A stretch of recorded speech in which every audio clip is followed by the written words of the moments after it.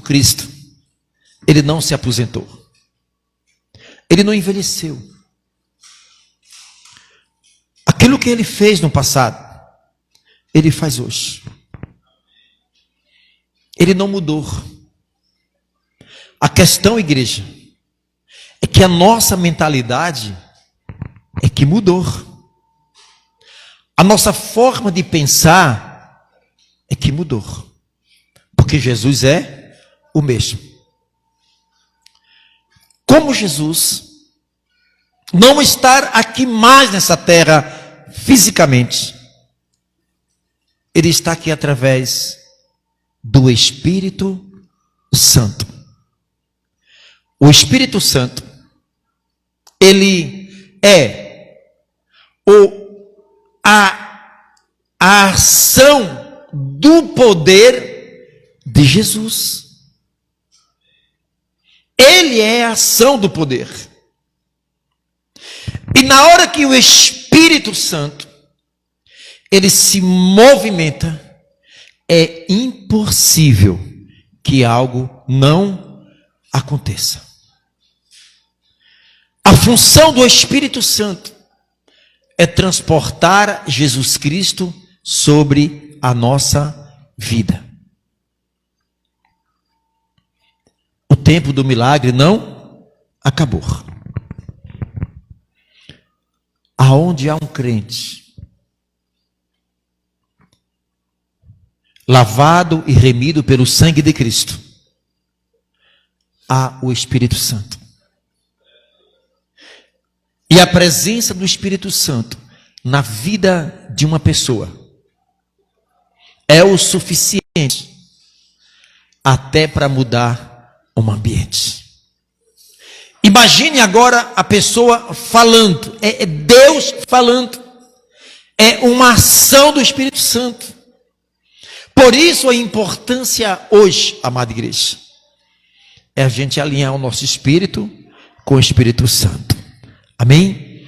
Vamos abrir a nossa Bíblia no livro de Mateus, capítulo 14, versículo 22. E logo ordenou Jesus que os seus discípulos entrassem no barco e fosse adiante para outra banda enquanto despedia a multidão. Versículo 23. E despedida a multidão, subiu ao monte para orar à parte, e chegada já tarde, estava ali só. E o barco estava já no meio do mar, açoitado pelas ondas, porque o vento era contrário. Mas à quarta vigília da noite, dirigiu-se Jesus para eles, caminhando por cima do mar. E os discípulos, vendo-o caminhar sobre o mar, assustaram-se, dizendo: é um fantasma, e gritaram com medo. Jesus, porém, lhe falou logo, dizendo: tende bom ânimo, sou eu, não temais. E respondeu-lhe Pedro e disse: Senhor, se és tu, manda-me ter contigo por cima das águas. E ele disse: vem. E Pedro, descendo do barco, andou sobre as águas para ir ter com Jesus. Mas sentindo o vento forte, teve medo, e começando a ir para o fundo, clamou dizendo: Senhor, salva-me. E logo Jesus, estendendo a mão, segurou e disse: homem de pequena fé, por que duvidaste? E quando subiram para o barco, acalmou o vento. Então aproximaram-se o que estava no barco, adoraram, dizendo: eis verdadeiramente o Filho de Deus. Espírito Santo, prender a tua palavra, Senhor, em nome do Pai, do Filho e do Espírito Santo, amém. Graças a Deus. Poder sentar-se. Jesus, feche as suas Bíblias, abre o teu coração. Agora é o momento de nós prestar atenção que Deus tem para falar para nós. A palavra diz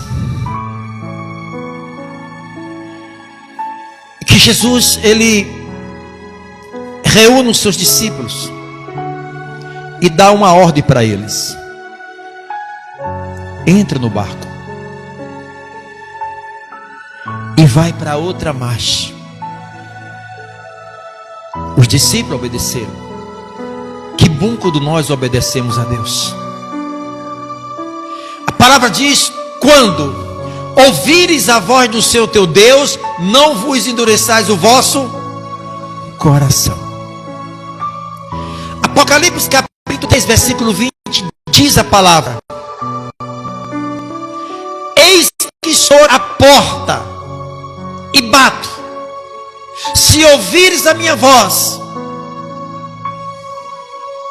eu entrarei e cearei contigo. Igreja, quantas das vezes Deus tem falado conosco?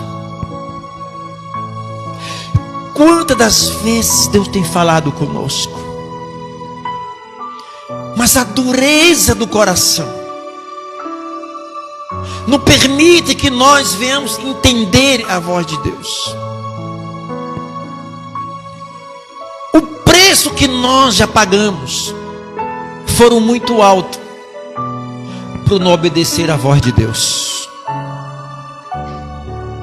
Quando Deus mandar você fazer alguma coisa, faz. Os discípulos ouviram a voz, obedeceram e entraram dentro do barco. E eles começaram a navegar.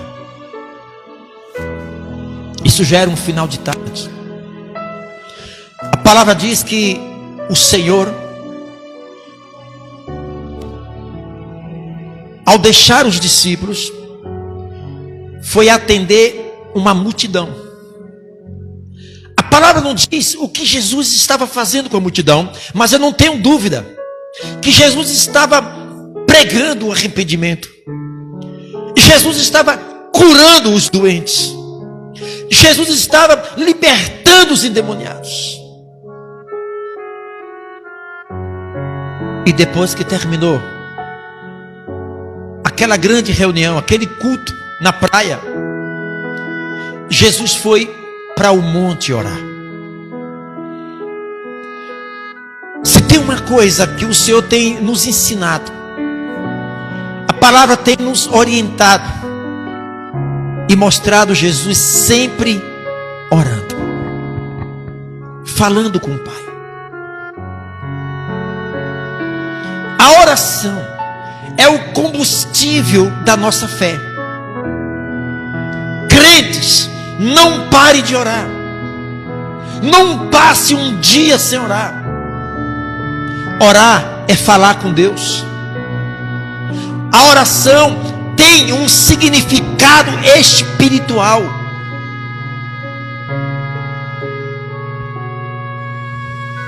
E Jesus estava orando. E já era madrugada. Os discípulos já estavam a quilômetro de distância de mar adentro. Eu imagino que os discípulos já começaram a se preocupar. Cadê Jesus? Cadê Jesus? Quantas das vezes, igreja, nós pensamos assim? Há momentos em nossa vida que parece que o Senhor já não ouve mais a nós. Parece que o Senhor esqueceu de nós. A Bíblia diz: pode uma mãe esquecer o seu filho dentro do seu ventre? Mesmo que uma mãe esqueça seu filho, eu jamais te esquecerei. O Senhor nunca nos esqueceu, igreja. Mesmo na nossa luta de dificuldade, muitas das vezes olhando para um lado, olhando para o outro, não vendo saída. Quando olhamos as coisas pelos olhos naturais, pelos olhos físicos, há momento que não tem saída para você. As portas se fecharam. Mas o Senhor sempre deixou uma aberta para a gente sair. Igreja, Jesus estava vendo. Jesus estava sabendo o que estava acontecendo com os discípulos em alto mar, à madrugada. E Jesus, ao descer do monte, ele vai de encontro aos discípulos. Ele não pega um barco, ele não pega uma lancha, ele não pega um navio, ele vai andando sobre as águas. Essas águas, igreja, representam o problema, as dificuldades que nós enfrentamos. Quando a Bíblia diz: olhai para mim, sereis salvo. Aquele que olha para Cristo, aquele que olha para a cruz de Cristo, estão dispostos a pagar um preço. São aqueles que dizem: Senhor, Senhor, ainda que eu tenha que pagar um preço, eu não vou te abandonar, Jesus. Irmão, nós vemos no dia de hoje crentes abandonando o Senhor por nada, trocando Jesus pelo pecado, porque simplesmente faltou o pão de cada dia, ou desempregou, ou porque tem um problema na família. Muitos estão deixando Jesus.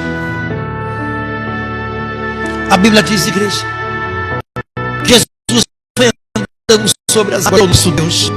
Ele tem um controle de todas as coisas. Ele é o Senhor, igreja. Ele é o nosso Deus, é o nosso Senhor. A palavra diz: humilharam debaixo da potente mão do Senhor, que no devido tempo eu te exaltarei. O tempo não é meu, o tempo não é seu, o tempo é de Deus, igreja. No tempo de Deus, Ele vai nos exaltar.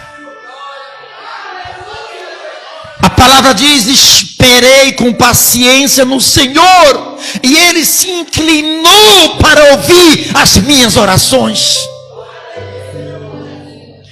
Ele sabe a luta que você está passando, igreja. Ele sabe. E Jesus ia andando. Imagina, igreja, Jesus naquela madrugada de noite, o vento batendo sobre ele, as ondas, e ele estava andando sobre as ondas. Ele estava indo de encontro aos seus discípulos. Imagina eu e os discípulos tudo agarrado no outro, com medo, sem saber mais o que fazer. Igreja, não tem coisa mais assustadora que o mar à noite. Eu digo isso porque eu já fui.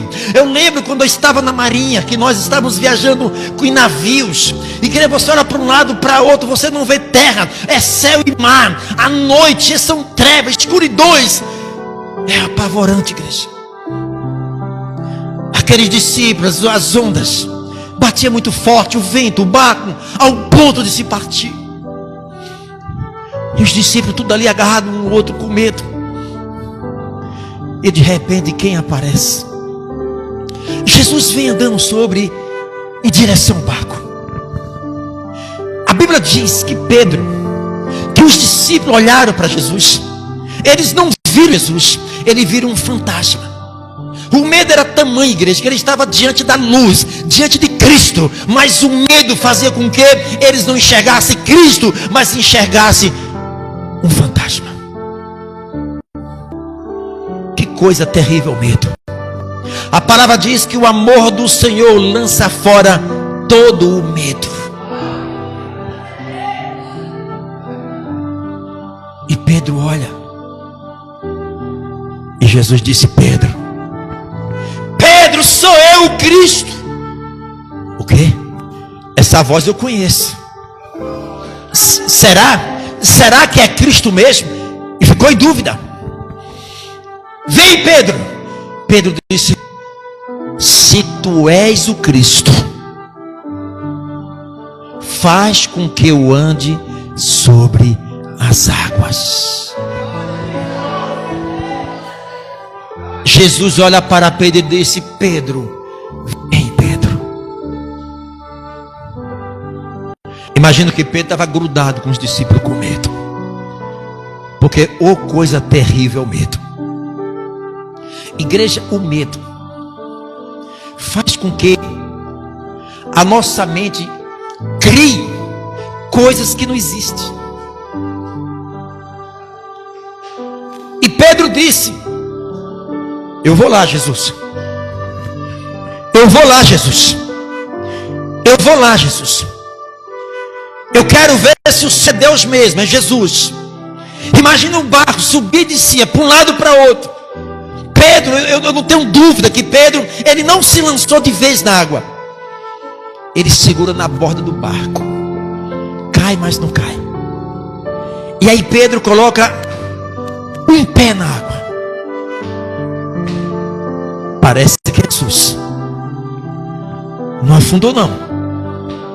Imagina o que aquela água, Jesus fez com aquela água se transformasse em coisa sólida, em uma firmeza. E Pedro, imagina que olha para o discípulo: olha, irmãos, colegas, parece que é Jesus. Parece que é Jesus. Cuidado, Pedro. Pedro, tu vai morrer afogado, Pedro. Cuidado. E Pedro, eu vou lá. E quando Pedro coloca outro pé na água, imagina a igreja que Pedro agora é Jesus. Pedro, ele começa agora pular sobre a água, glorificando o nome de Jesus. Esse é o Cristo. Igreja, não tem coisa maravilhosa quando a gente olha para Cristo, que a gente confia em Cristo. Pedro não estava olhando para a profundidade. Pedro não estava olhando se tinha tubarão. Pedro não estava olhando se o vento era contrário. Pedro estava olhando para Jesus. Igreja, crente que olha para Jesus, só esse é o que vence. Só esse é o que vence. Crente, deixa de olhar para os problemas. Pare de olhar para a fofoca. Para de olhar os defeitos, os problemas de pessoas que estão ao teu lado. Crente, você vem para a igreja, não é para ouvir as pessoas, não é para julgar a pessoa. Você vem à igreja para ouvir a Deus falar. Crente, se alguém está falando de você, se alguém está lhe criticando, deixa isso de lado. Ore para Jesus. Ore para Jesus. Amém, igreja?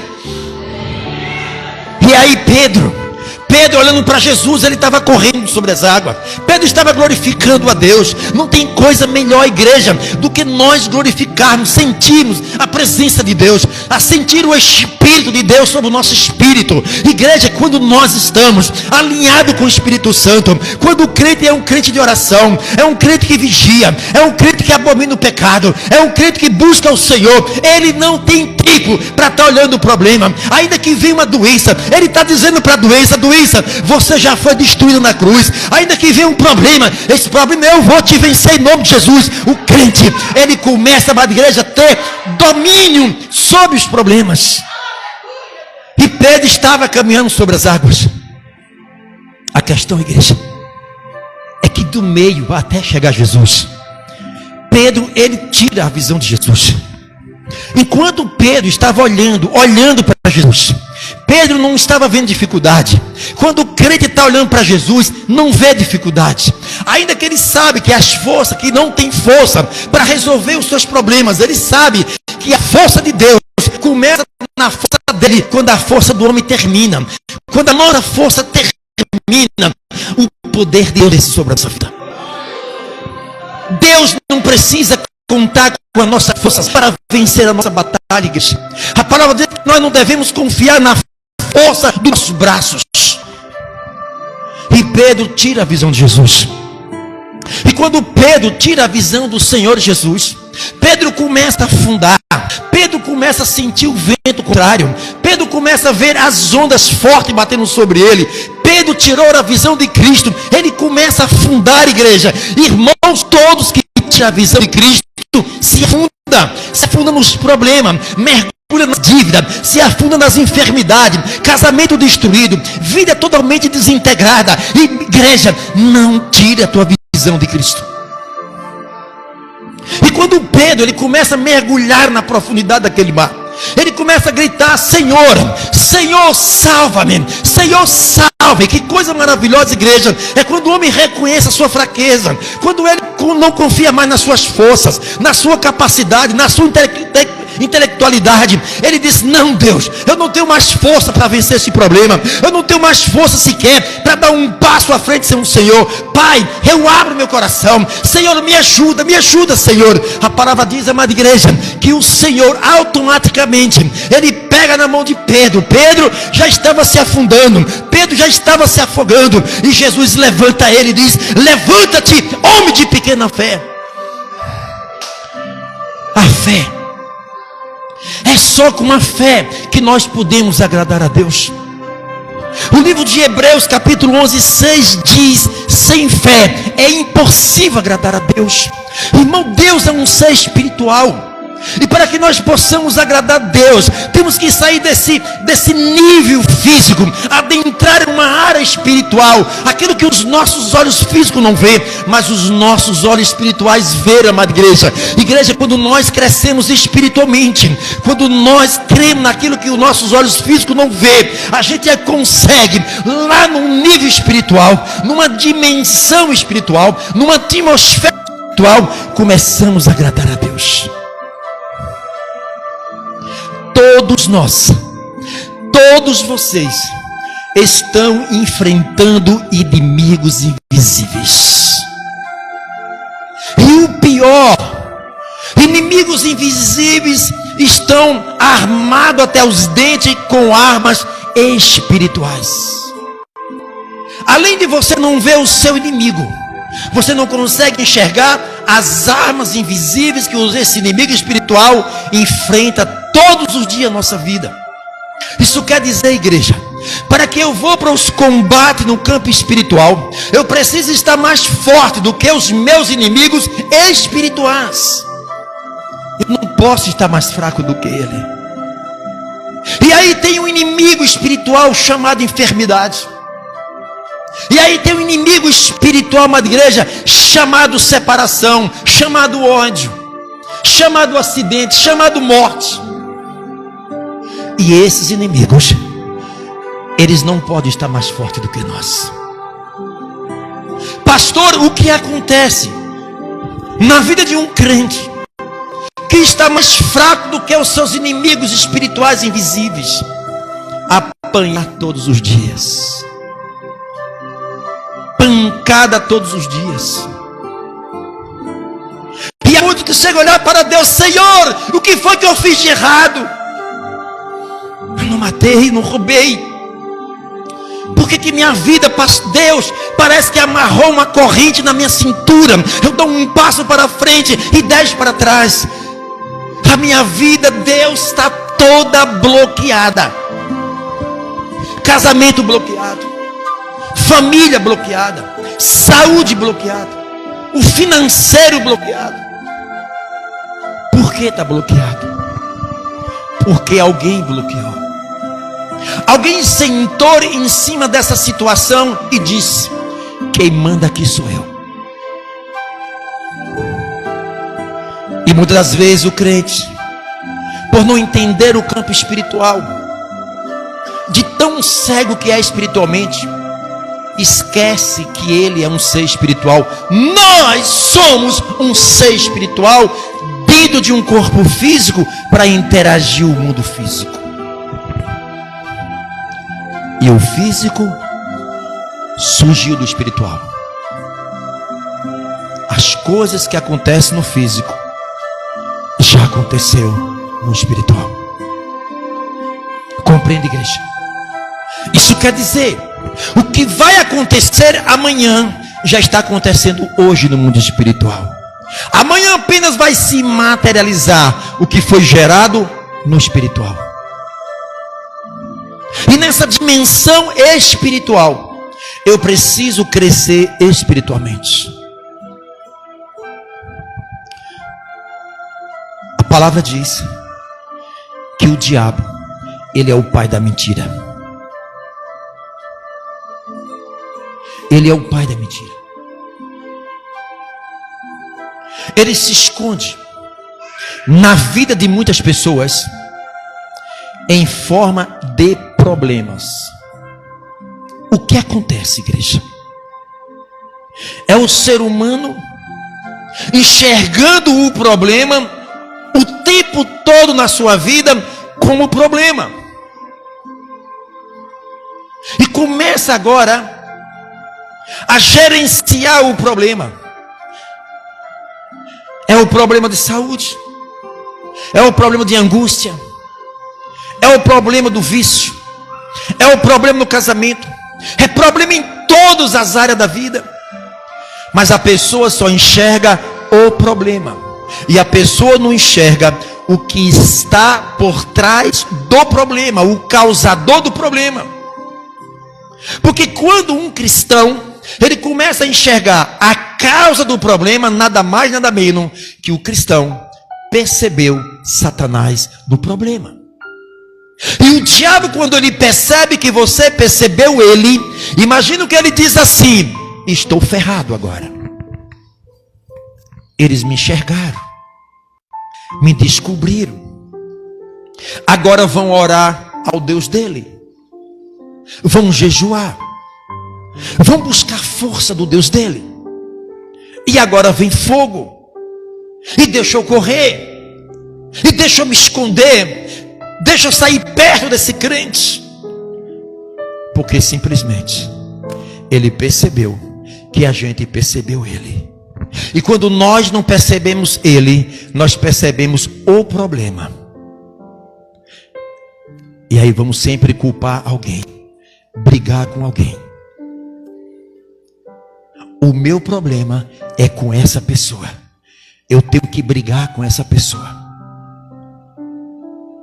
Mas ele não compreende que por trás daquele problema há uma ação diabólica, levando o homem a uma cegueira espiritual para estar brigando.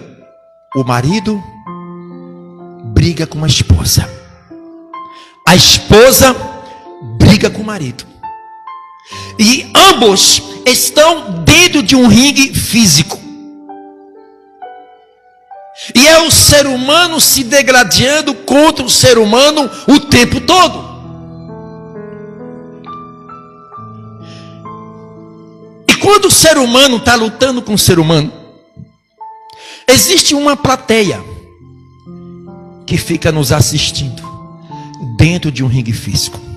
Vai lá, marido, dá um tapa. Vai lá, mulher, vai lá, mete aí uma pancada, fere o coração dessa pessoa. Isso, está vendo aí? Se Deus permitisse que os nossos olhos se abrissem, você ia ver um monte de demônio acenando a bandeira da destruição. Bate, pau, não leva desaforo para casa. Olha uma faca ali, vai, pega a faca, derrama sangue, fura. Pai, fura o ser humano. O ser humano furou o ser humano não furou Satanás. E ele está rindo daquela pessoa que está derramando sangue. Ainda é pouco. Tira a vida dessa pessoa, mate essa pessoa. Aí o ser humano vai e mata o corpo, não mata o espírito. Tirou a vida, e por tirar a vida vai passar uma parte da vida na cadeia, e a pessoa está presa. Mas o diabo não está preso, ele está solto. Por isso que as nossas lutas diárias, igreja, é o campo espiritual e você não percebe. Ele joga uma enfermidade, joga uma seta, uma dor de cabeça, tudo aquilo que para dar certo, você está a um passo para que tudo aconteça perfeitamente. O diabo vai lá na frente e ele trava tudo,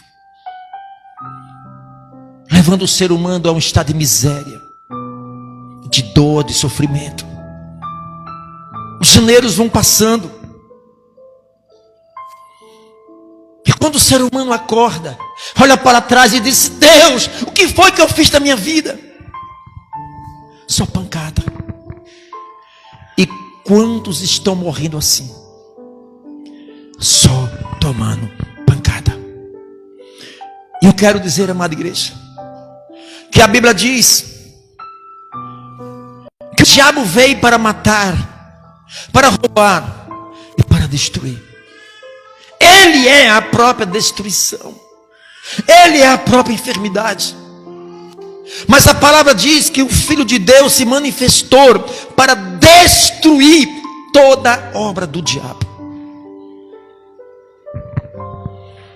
Aqui tem pessoas que não compreendem porque parte da vida só bloqueio. Enquanto vocês não entenderem, igreja, que a nossa luta é o campo espiritual, é lá que eu tenho que vencer. para que no mundo físico eu tenha o domínio. Porque o Senhor, Ele nos deu a sua palavra, Ele nos deu o seu Espírito, Ele nos deu o teu nome, e Ele colocou os seus anjos à nossa disposição. E o que é que está faltando? Por que você e muitos de vocês têm deixado Satanás dominar parte da sua vida? Sua vida não pertence mais a ele. O domínio está sobre você, igreja.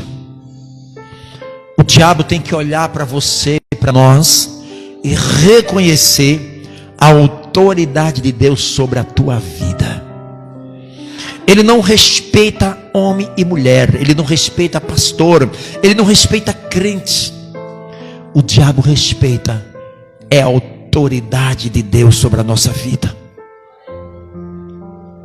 Por isso, igreja, que você precisa todos os instantes fechar as portas de entrada para as influências do diabo. E como é que eu fecho, pastor? Quando eu digo não ao pecado.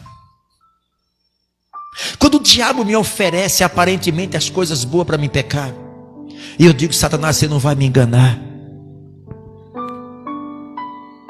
Eu não vou fazer aliança com você, nem acordo com você, pecado. Aí você fecha as brechas. Talvez uma mágoa no coração é uma porta de entrada para o diabo. Está controlando a sua vida. É um orgulho, é a prática de um pecado, abriu portas.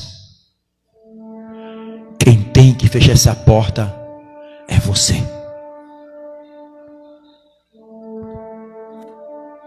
Porque o Senhor já te deu autoridade, e nós não assumimos essa autoridade por conta de portas que nós abrimos para o diabo entrar na nossa vida. As únicas portas que tem que estar abertas no nosso coração é para a palavra de Deus, é para a obediência da palavra de Deus, é para Cristo. Ele começa a reinar na tua alma, no teu espírito. Ele vai te fazer grande, forte. Os problemas virão sobre a tua vida. E quando você olha para os problemas, você se sente mais forte que o problema. Eu vou te vencer. Eu vou te vencer, problema. Não adianta. Eu sou um vencedor. Eu vou te vencer. E aí você começa a orar, você começa a buscar o Senhor, você começa a alinhar sua vida com Deus, você começa a ajustar a tua vida com Deus. O Espírito Santo, ele toma o teu espírito e ele faz com que você resista todo tipo de tentação. Porque você fechou a brecha. Você olha para dentro de você e diz: agora eu aceitei Jesus, não foi pela metade, foi completamente. Eu não estou preocupado com o que as pessoas pensem ao meu respeito. Eu estou preocupado em servir o meu Deus. Quer zombar de mim? Quer dizer que eu estou fanático? Pode zombar e pode chamar de fanático. Eu sou fanático é por Cristo. Eu carrego a marca de Cristo na minha vida. O diabo, ele se levanta, mas quando ele olha para você, ele vê a autoridade do Espírito Santo sobre você, ele cai por terra.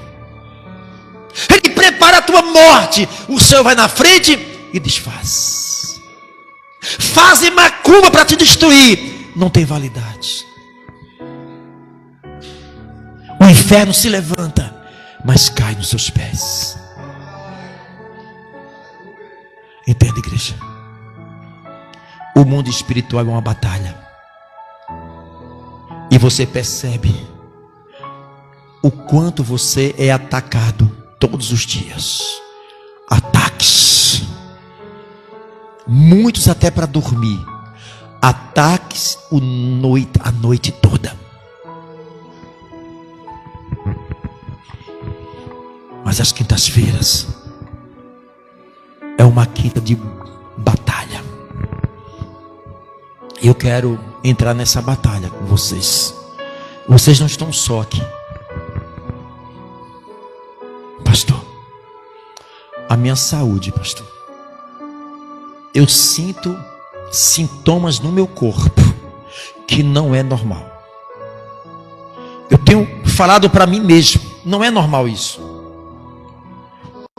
Pastor, como é que eu durmo a noite toda e quando eu acordo, parece que eu trabalhei a noite toda. Parece que eu tomei pancada a noite toda. Pastor, é a dor de cabeça que parece que não passa, pastor. Que dá vontade de meter a cabeça na parede. Eu tomo remédio, não passa. Pastor, eu não sei o que acontece. Tem hora que eu olho para um lado, parece que passou um vulto de lado, um vulto do outro. O que é isso? E se assusta. É aquele peso nas costas. Parece que você está carregando um saco de cimento. É aquele vazio, aquela angústia, aquela vontade de sumir, aquela vontade de se isolar. É com você que o Espírito Santo está falando. E Ele quer te abençoar nesta noite, em nome de Jesus. Sai do teu lugar. Se o Espírito Santo está falando com você, vem aqui receber uma oração em nome de Jesus Cristo. Vem. Em nome de Jesus.